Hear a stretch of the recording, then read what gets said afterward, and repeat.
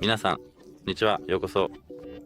今日は JABRA Elite 7 Pro ヘッドフォンを使ってアプリのホームビューを簡単に編集する方法をお見せします。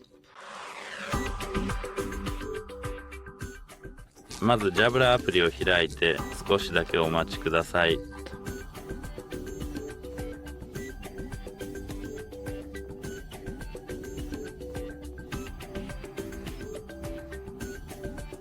次に下にスクロールするとウィジェットを編集という項目が見えます。それをクリックするとここで自分のウィジェットをチェックボックスを使って変更したり置き換えたりできます。終わったら両手をクリックするだけです。それだけです。お役に立てればいいですね。さようなら。